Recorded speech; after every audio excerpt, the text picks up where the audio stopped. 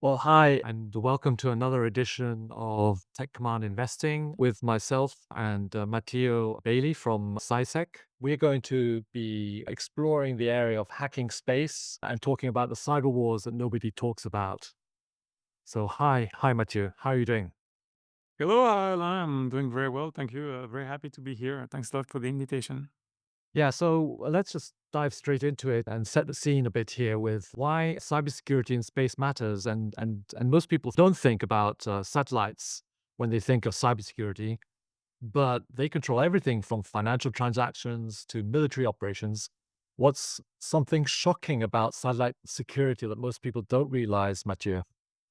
Yeah, so exactly like you said, Alain, we don't realize it, but every single citizen in this world is using a lot of satellites to power their services on their smartphones, in their banks, in their cars, in their everything. Everything we use today in the digital world is based on satellite data. So we absolutely depend on it. A lot of research has been done to show that without satellites, we can barely survive. And I think we'll talk later. If we were to have a massive cyber attack shutting down every single satellite in space, currently we would be in big trouble. So obviously, as a it's a critical infrastructure. We don't realize it because space doesn't have this cybersecurity culture as other industry can have. Mm. Especially, for example, I'm based in Switzerland, so I'm very familiar with the banking industry, which is obviously very familiar with confidentiality and data security and so on and so on. And space started with the exploration. So the beginning of space was really science and sending satellites to see what's out there, explore. And these were driven by scientists, which were really aware of the future of space and how much critical it would become. And today we're paying a bit the consequence of this in the fact that the industry that is building and operating all these satellites is a bit behind in terms of maturity for cybersecurity. So this is this gap that we are currently dealing with in the industry that we need to fill in order to make satellites more resilient to cyber attacks. Yeah, and you made a very good point there that people thought right at the beginning this is just a very niche area for scientists, but today there are real world cyber attacks. And we had an example of this in military situation in 2022 when the Viasat was attacked and disrupted military communication across Ukraine at the start of the war there. If that attack had happened or had been even more sophisticated, what kind of damage could we have seen? And crucial question is, can it happen again? Could it happen again today? Yeah. Yeah, so Viasat was really the big bang in terms of wake up call for the space industry in terms of cybersecurity. So there is a before and an after the Viasat attack. It got really into the mainstream media, sometimes with having very wrong interpretations of what actually happened. Titles such as like the satellite was attacked, and so on and so on, which is not actually true because the satellite itself, which was operated by Viasat, was actually totally fine. So the attack actually occurred on the ground. Russians leveraged a vulnerability in the VPN used by Viasat in the operation of these terminals that were used by the Ukrainian army, and the satellite was just a mirror, a bending pipe to send this malware that shut down the terminals used by the Ukrainian army. But it did. The shocking fact was that Viasat is a commercial player. It's a private company based in the US. They sell satellite terminals all over the world, and it happened that just the Ukrainian army was using some of them, and they were actually using terminals that were not military grade. They were not really supposed to be using these terminals, but because when you are in a war, in conflict, you use whatever you have under your hands and whatever you can have. So it turned out they were relying the communication on these terminals, and they were sort of a low hanging fruit for the Russians that carefully planned the attack, and they realized that they could have a really a big impact by shutting down these terminals. And really, the difference is that the attack was targeting a space commercial player, and it was by a state-sponsored group. That made a total difference in terms of threat model, because now other commercial space companies are like, okay, so if Viasat was attacked by Russia, if I'm also sending selling my satellites or my subsystem or my data to some MODs or DODs that are maybe working against Russia, maybe I'm a target too, and that changes totally the approach a company would have towards cybersecurity. When you have the Russian hackers on your back, it's not the same than having the students bored in their dorm room. So yeah, that was the big change in the mindset for the space industry after Viasat. Can it happen again? Of course. We see it every day. So space is becoming more and more used by citizens like you and me, but also by governments for defense and military operations. Space is absolutely critical. Earth observation imagery. We've seen it also in Ukraine with the images of the tanks. You can really see everything from space. It's crazy. You cannot hide basically from satellites. Days and nights, they always can watch you. So it could happen again, not so much on government-owned assets, which are well protected, in my opinion, but more on the supply chain of these assets that rely on commercial and private companies that may not be as well protected as the MOD or DoDs. And you made a very good point there about the attack happening on the ground rather than in space, and how easy it is to hack a satellite. If I were a hacker trying to control a satellite, how would I do it? How vulnerable are today's satellite networks, and why is such a massive blind spot that they're not covering up? Why are they not hitting this and getting their head around this and trying to find solutions that prevent it? Mhm. Yeah, it's funny because when we think about space and satellites, so we always see like a piece of hardware, a piece of metal orbiting the Earth in space. But the satellite itself is really only the tip of the icebergs. So for the satellite to actually be useful for anybody on Earth, it needs to be connected via radio frequency or an optical link to the ground. So it's basically just a connected object, pretty much like anything that could be like 5 meters from me, connected by Bluetooth. It's the exact same. It's okay. It's orbiting the Earth at 500 or more kilometers above my head, but it's connected. I need to be able to talk to that satellite. I Exactly. need to Yeah. be able to send telecommands, receive telemetry, and receive payload data.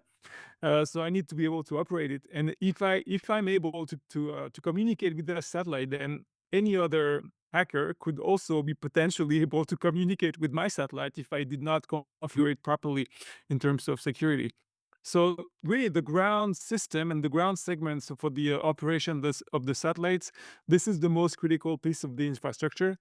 If somebody wanted to attack a satellite, it can only basically happen on ground. Today, uh, either you target the ground operations, so the mission control center typically operating the satellite, and then you access the satellite via the mission control center, or you can also hack a satellite during all the development phase. And this happens on the ground. So as soon as an engineer is starting to configure a system, to put some architecture ideas on how the system will work and so on, this become sensitive data that could be used by hackers later on. So the development phase on ground is absolutely also critical, and people don't always realize that. When I'm testing my satellite, when I'm sending it to a test facility, or even when it's being transported to its launch facility, spending a lot of time maybe in an airplane I don't know about, or a boat, or is being shipped on the other side of the earth. Somebody could have access to my satellite and put a piece of malware in it. So everything Mhm. happens on ground. Basically, that's really the key takeaway. Mhm. And then now leaping ahead or looking at the next frontier of where this could go with AI and quantum cyber threats. And we know, yeah, from our chat GPT, increasing in intelligence by twice every 6 months. Quantum computers are, people say, on the horizon. What that means is not quite clear. But then how are satellites, because I've been seeing a few other players who are talking about how to secure their satellites in space with all those new technologies on the forefront, and try to understand whether it becomes an autonomous attack of satellites. And if China or another country achieves quantum supremacy first, what happens to the global cybersecurity? Where does it go from there? Mhm. So before I go into the buzzwords of AI and quantum, so just to give you a bit of an idea of where we're starting from in the space industry. So a lot of missions, satellites today are being operated in clear.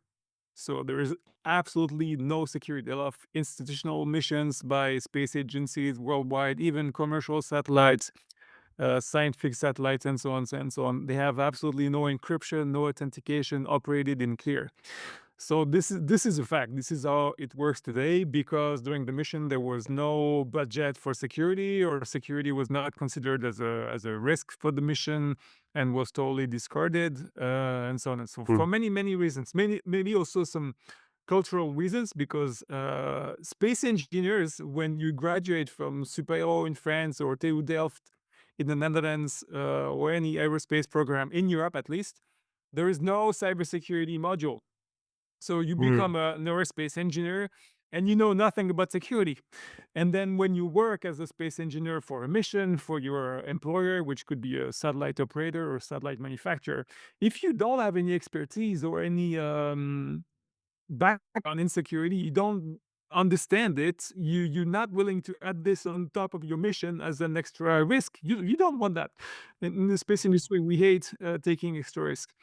So so it's very difficult for teams that are building satellites currently to understand security and to implement it to and not consider it as an extra risk to the mission. So that's really the number one goal, and this is why we're trying to do a lot of education. And this podcast also contributes to educate the industry to make people understand that the risk is not adding a security software or hardware on your satellite. The risk is that somebody else may be able to talk to your satellites and lock you out. And this is a risk today. So that's a big work we have to do with all the players, agencies, but also the industry, the startups, the universities that I mentioned, and so on and so on. And then before we can get to AI or quantum, so as I said, like even implementing basic cryptography is so powerful. You can really have a tremendous level of security by just implementing properly cryptography, encryption, authentication done properly with the proper key management system. So really having security process for the key generation and storage on board the satellite in the mission control, implementing certified or well-known algorithm like AES and so on and so on. This is already a huge step compared to doing nothing. And then once you've done that, even maybe you're working for very sensitive clients that, and you're looking at a time frame of 5, 10, 15 years, your satellites may be in a geo orbit and orbiting for the next 20 years. Then yes, you will be asking yourself questions such as what happens if adversaries start to use quantum computers against my system. But this is for a very little piece of the industry. But then yes, these are questions that needs to be answered. For the quantum threats, um, the quantum computers are getting there for sure. They're making progress every day. They may one day target satellites or mission operations of some sort. That's very likely. But then there are a lot of solutions that can be implemented in terms of cryptography. Post quantum cryptography is being becoming very mature. So we have a lot of recommendations from a lot of agencies worldwide, experts in security to recommend algorithms, sizes of key that should be used to be protected against quantum threats. That's topic number one. Regarding AI is a very powerful technology, obviously, that can be used by both sides. That's interesting fact. So it can be used by attackers against you, but you can also use it to monitor your system, to detect anomalies, to be able to respond faster to potentially malicious communications that are being sent to your satellite, and so on and so on. So it's really the combination of two. Yeah. Yeah. Well, looking now at the maybe the dual use aspect and military versus civilian tech gap in space cybersecurity, we often hear that the private sector moves faster than governments, and probably Cysec is a good example of that. Is military cybersecurity keeping up, or are we dangerously behind? So before it was military was always ahead commercial were following, and now it Mhm. seems to have swapped over. The paradigm has shifted. What do you think about this new paradigm shift? Mhm. Yeah, it's an interesting question. Let me start by stating the fact that historically, space has been used for military and defense purposes. So as soon as we started to launch Sputnik in 1957, military people understood really clearly the potential of having the controlled space for their military operations. And also historically, defense missions operated by MOD DoDs have used large budget for security. They've been aware of security threats from the very beginning.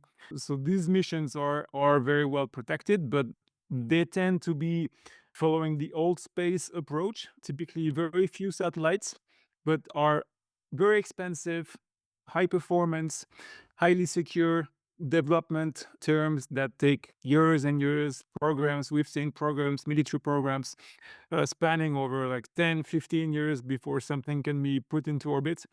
And today, this does not work anymore. I've heard many MOD DoDs clearly stating that in 2025 we cannot afford to wait 10 years before the system is put into orbit for communications, for imagery, navigation, and so on. So this old space approach for the modern geopolitics does not work. So a lot of MOD DoDs are moving into a new space approach.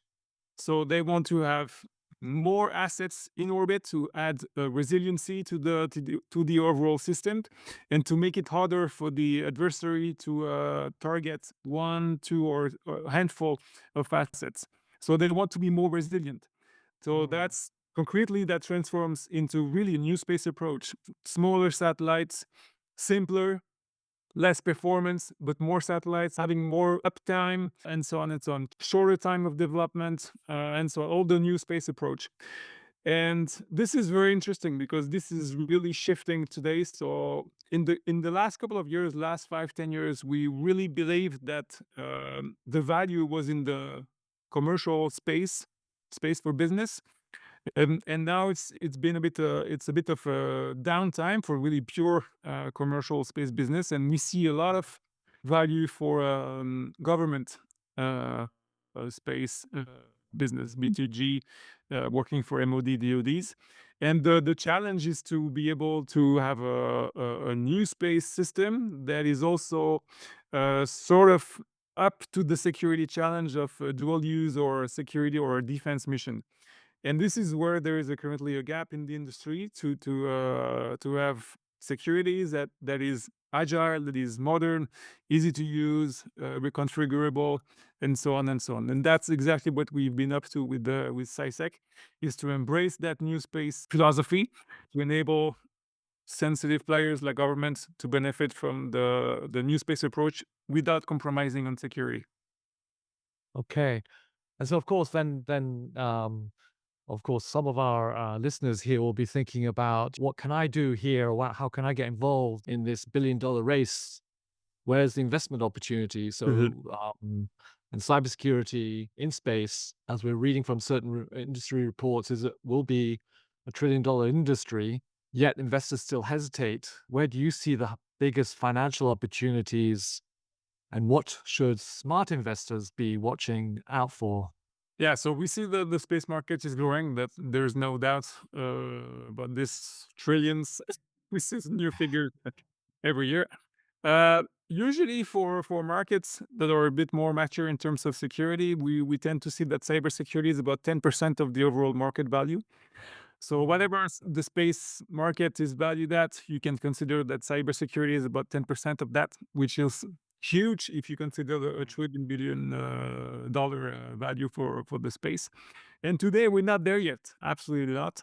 It's growing, but we need to accelerate the adoption of security products.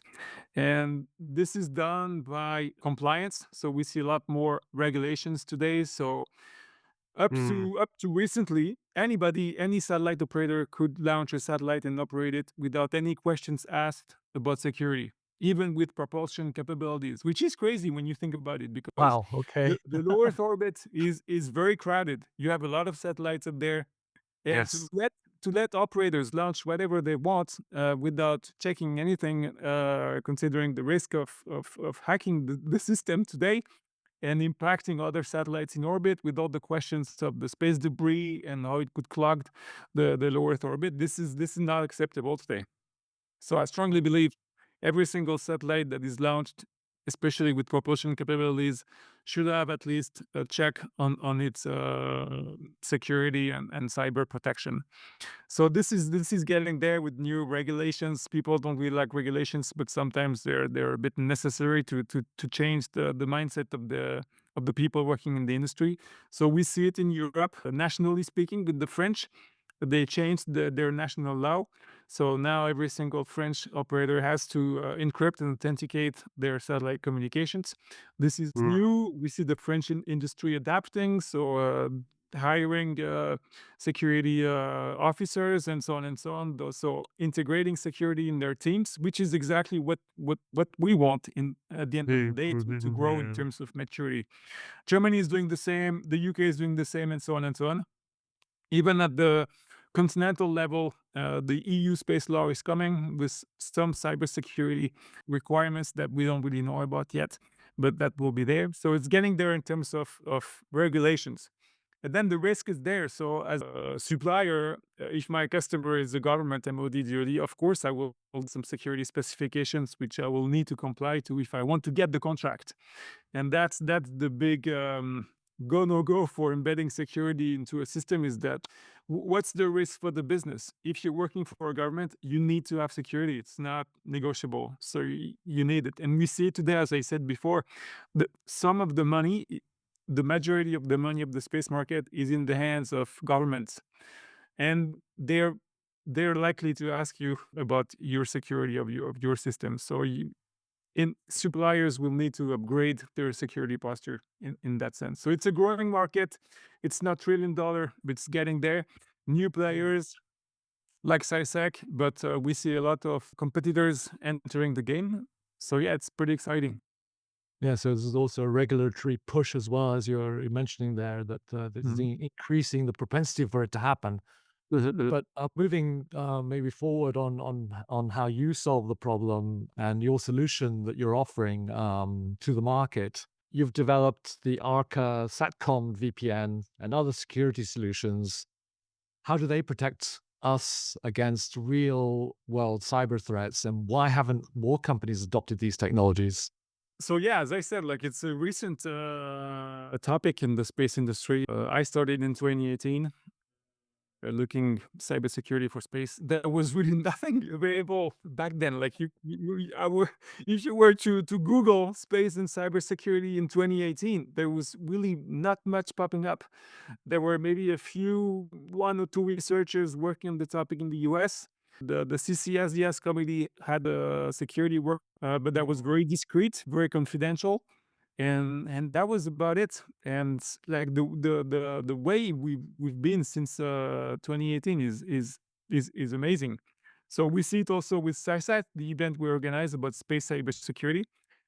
We started very small in 2021, and now it's becoming very big because everybody is interested in the topic. Mm. But I forgot your question, Alan. So I'm Yeah, sorry it you was asked. about the Arca Satcom VPN. Right. And how does that protect us against real world problems that we're having here? Yeah, so as I think we decided to enter the this emerging market of cybersecurity for space. We spent a long time working in terms of professional services, so helping especially new space operators to secure the system. So a lot of architecture, security architecture design, security audits, try to find vulnerabilities on their satellite systems, which was very helpful for our team to learn about how these people operate, how they think, how much they know about security, and that allowed us to design two product lines for the space market. One is really dedicated to the protection of satellite communications, so the operations, ground to space, space to ground, telemetry, telecommand, and so on. And another product is really dedicated to the SATCOM market. So it's basically a VPN that you can add on top of any satellite communication link. Could be LEO or GEO. So now we're really pushing these two products on the market. We see a fast adoption. We're doing a ton of pilot projects, and then the goal is to sign contracts and to scale with the company. Right, fantastic. Maybe zooming out a little bit about geopolitics and cyber wars in space, new Cold War, space is getting more militarized, and even though NATO hasn't designated it as a fight area, things are happening out there. Could we see a cyber Cold War where nations are constantly trying to disable each other's satellites? Are we already seeing signs of this? Yeah, this is happening today. Absolutely no doubt. Or it's even sometimes even public information. The French released some information about the Russian satellite that came closer to their own satellite that they were sharing with Italy for spying and yeah, electronic warfare purposes. A lot is happening up there. So far, it's been uh, soft. We haven't seen the real space war yet, with really disabling or shutting down satellite with active, for example, active debris removal, like taking a satellite and putting it in a graveyard orbit, or shutting it down with some sort of weapon. We haven't seen this yet, but what we hear is that MODs are being prepared for the worst, and the worst could be really bad actually. We're gonna see the Russians sending nuclear payload in space and that kind of stuff. Yeah, also anti-satellite weapon from the ground. So it could get pretty ugly in space. So I think like a lot of governments are preparing for the worst scenarios, and which is new because yeah, 10, 20 years ago, space could be maybe something interesting for the military to get some imagery, also for the communications. But now it's like an active war theater. There's actually a Mhm. fighting happening in space. That's makes a big difference. Yeah. Maybe coming back to your point about the regulatory black hole, is space cybersecurity a ticking time bomb? There are no unified global cybersecurity regulations for satellite. You've talked about a few there being developed in Europe and maybe in the US. Is this a disaster waiting to happen? What should governments be doing right now to prevent it? Mhm. So I think it's important to make the difference between regulations and standards, and we need both. So we need standards, just like we need standards for the internet, so that computers can communicate smoothly one between another, like the HTTPS protocol and so on. And these are all described by standards that everybody know, and all the systems are based on these standards. Today, we don't have a standard for satellite communication, especially security, that is approved and agreed by all the industry, basically. So there are some standards out there. Some are purely dedicated to satellite communications. Some are purely dedicated to security. None are really integrating both of them, both of the topics. So we need to consolidate all that and to agree collectively in the industry as to which standard we want to comply to for the future system. I think it's important, exactly like the internet 20 years ago.